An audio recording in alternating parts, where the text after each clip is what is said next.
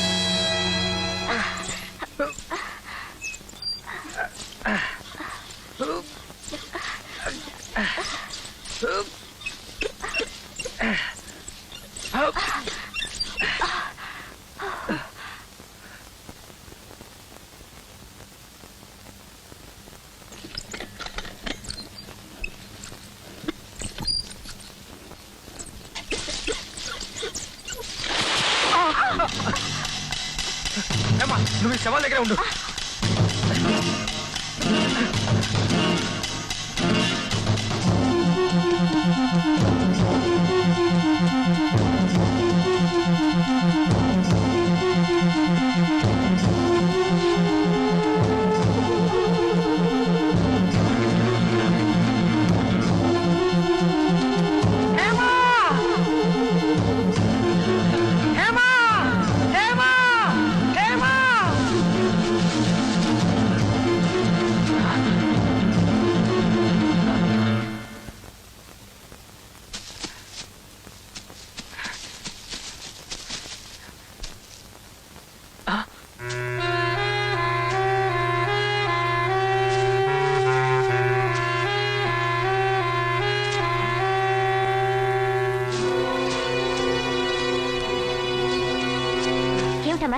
ఎందుకలా అరిచావు? ఏమైంది నీకు?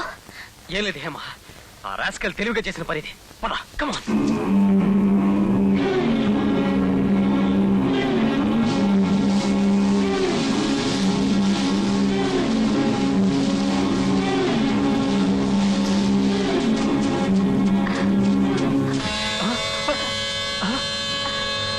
హేమ, శవాలు మాయమయ్యా హేమ.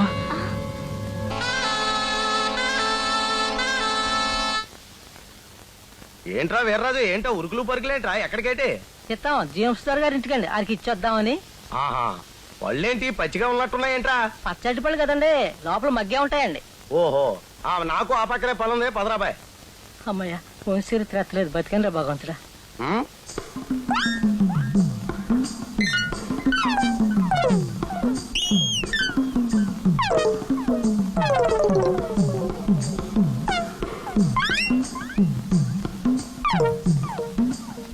చెప్పాల్సిన విషయాలు చాలా ఉన్నాయి గాని కడుపులో గుడగుళ్ళాడుతుందయ్యా.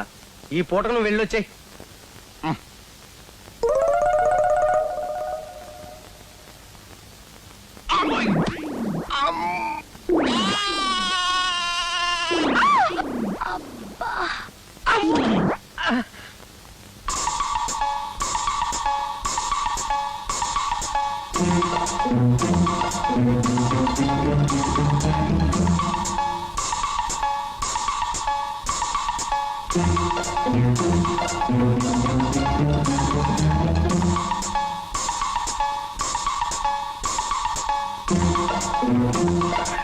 అబ్బాయి గారేటి ఆ పిల్లతో తెగమంతనాలు చేస్తున్నారు? అదే నాకు అర్థం కావటం లేదు.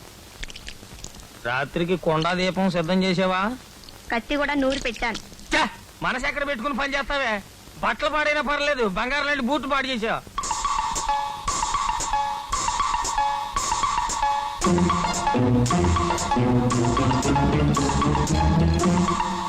మొట్టమొదటిసారి నిన్ను చేసిన వాళ్ళు ఎంతమంది? 4. గోఖలే చచ్చిపోయిన రాత్రి ఒకడే చేశాడు. ఆ తర్వాత ఎవరన్నా నీ వెంట పడ్డారా? ఒక రోజైతే 3 వెంటాడారు. బళ్ళి సూరణ చచ్చిపోయిన రాత్రి ఒక్కడు. సుమతిని చంపిన వాళ్ళు మొత్తం 4 హేమ. నిన్ను నాశనం చేద్దామని ప్రయత్నిస్తున్న ఒక్కొక్కడిని పట్టుకుని చంపుతున్నాడు హంతకుడు. ఒక్కొక్కడిని దేనికి? అందరినీ ఒకేసారి చంపేచ్చుగా. నలుగురిని చంపడం ఒకటి వల్ల కాని పని హేమ. హంతకుడు ఒక్కడేనా ఎలా అనుకుంటున్నావు? నువ్వు నేను ఒక్కడే చూశాం కాబట్టి. నలుగురిలో ఇద్దరు చనిపోయారు. తక్కిన ఇద్దరు ఎవరు, ఆ హంతకుడు ఎవరు అనేది మన ఇన్వెస్టిగేషన్ లో తేల్చాలి. సారీ, ఆ పని నీది. పక్షి అడవులో ఇంక 4 రోజులే ఉంటాయి. ఈ లోపల నేను ఈ రీసెర్చ్ గ్రంథం పూర్తి చేయాలి. చూడు హేమ, పక్షుల అరుపుల్లో రాగాలు అన్వేషించడానికి నువ్వు, మదర్స్ ప్లాన్ అన్వేషించడానికి నేను ఈ అడవిలోకి వచ్చాం. మన ఇద్దరం అనుకున్న ఫలితాలను సాధించాలంటే ఒకరికి తోడు ఒకరు కావాలి. నీకు తెలియకుండా నీ వెనకే తిరుగుతున్న ఆ హంతకుడి ఆటకి అడ్డు వేయకపోతే ఇంకా ఎన్నో ఘోరాలు సంభవిస్తాయి. కఠినంగా మాట్లాడే నీ లోపల మనసు వెనని నాకు తెలుసు. ప్లీజ్ హేమ, ఒప్పుకో ప్లీజ్.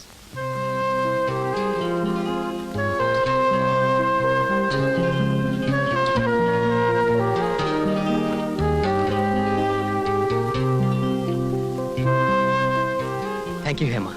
అవును, హంతకుడికి సుమతికి ఏమిటి సంబంధం? ఆమెను గాఢంగా ప్రేమించిన మనిషి అయి ఉంటాడు.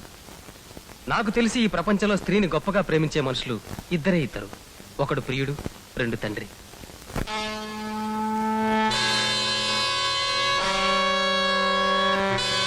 వెంటనే మా హేమను వదిలి ఈ చోటు ఖాళీ చేసి వెళ్ళకపోతే నాలో రాక్షసుని చూస్తాం. అది కాదండి. హేమ, నువ్వెందుకు వచ్చావో ఏం పని చేస్తున్నావో నాకు బాగా తెలుసు.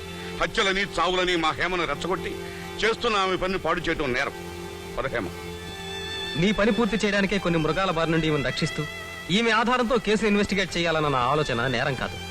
ఒక పక్క మనుషులు చస్తున్నారని తెలిసి కూడా వాటిని దాచేస్తూ పని సాగించమని ఈమెను ముందుకు తోయడం పాపం, చట్టరీత్యా నేరం కావచ్చు. ఒక ఉద్గ్రంథం రాయించాలని ఈ పని మొదలెట్టినప్పుడల్లా ఏదో ఒక ఆటంకం కలుగుతూనే ఉంది. అందుకే ఈసారి ఎమడొడ్డి వచ్చినా సరే ఆ పని పూర్తి చేయించాలని నాలో నేను శపథం చేసుకున్నాను. నా ప్రాణాల కంటే నీ పరిశోధన ముఖ్యం కాదు. అమర్ తోడు లేకుండా నిన్న కడువులో కడుగు పెట్టను. కాదంటే చెప్పు, వెంటనే తిరుగుబండి ఎక్కేస్తాను. మీ పని పూర్తి చేయించే బాధ్యత నాది. కాదనకండి సార్. అంటే నేను వెళ్ళిపోతానని మా అంకుల్ బాగా తెలుసు. సరే, అలా కనిద్దాం పదండి.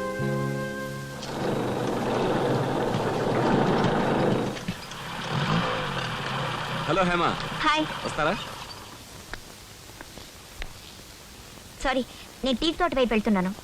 నేను వెడుతున్న యూక్లిప్టస్ ప్లాంటేషన్ దగ్గర నిన్న పక్షిని చూశాను. అది తోడు రాగంలో అరుస్తోంది. అన్నట్టు మీ పులివేట ఎంతవరకు వచ్చింది? రాత్రులు తీవ్రంగా గాలిస్తున్నాం. త్వరలోనే అది నా చేతిలో చస్తుంది.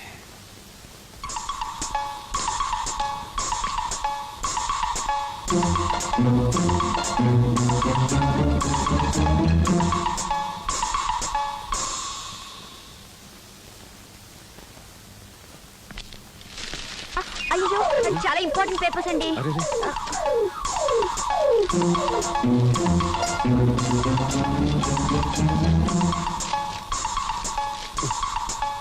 సారీ, ఏరుతుంటే నా కాళ్ళు పడి పాడే. It's all right. అన్నట్టు ఇక్కడ మనుషులు పులే చంపుతుందంటారా? What do you mean? I mean మనిషి చంపేసి పులి చంపిన నిరూపిస్తున్నాడేమోనని.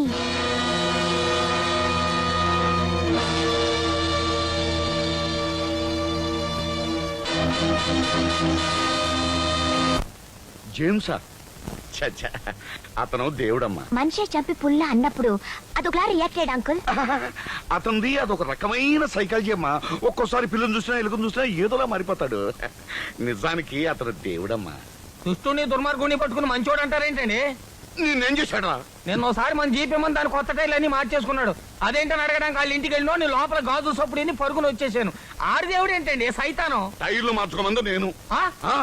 నువ్వు అర్జెంట్ గా కదలపోయి ఉంటే నేను తంటాను. రైట్, మేము ఒక ముఖ్యమైన పనిలో ఉన్నాం. రేపు నుంచి జీప్ నాకు వదిలేసి నువ్వు కూపుల దగ్గర కాపలా పడుకోవాలి. జేమ్స్ అన్న డౌట్ ఉంటే వెంటనే అరెస్ట్ చేయమా. జేమ్స్ బూటు ముద్రలు, హంతకుడు బూటు ముద్రలు ఒకే విధంగా ఉంటే గానీ అరెస్ట్ చేయలేం సార్. అయితే హంతకుడు బూటు పత్రాలు కూడా తీసేసుకుందాం. తీసేసుకోవడానికి వాడేమన్నా మన ఇంట్లో పనివాడా? హంతకుడు. అయితే తీవ్రంగా ఆలోచించాల్సిందే. ఏమయ్యా, ఒంటరిగా అడవిలో తిరుగుతున్న హేమను చేర్చాలని ముసుగు వాళ్ళని చంపాలని హంతకుడు ఫాలో అవుతున్నారంటావు, అవునా? అవును. అయితే ఓ పని చేయండి. అడవిలో ఏకాంత వేళ ఒక ఏకాంత సమయంలో మీరిద్దరూ గాఢంగా ప్రేమించుకున్నట్టు నటించండి. ఏమిటి? కేవలం ప్రేమించుకున్నట్టు నటనే. తాను అనుభవించాలనుకున్న స్త్రీని మరొకడు కళ్ళ ఎదుటే కౌగులించుకుంటుంటే దేవుడికైనా జలసీ సహజం. వాళ్ళు కూడా జలసీ ఫీల్ అయి బయటపడతారు. అప్పుడు బూటు బొత్తలే కర్మ, మనుషులే పట్టుకోవచ్చు. ఇలా ఉంది మన ఐడియా. కానీ ఈ పరిస్థితిలో వాళ్ళు బయటపడతారా? నాకెందుకునో గట్టి నమ్మకం ఏర్పడుతోంది. ఒకసారి ట్రై చేసి చూస్తే పోలే.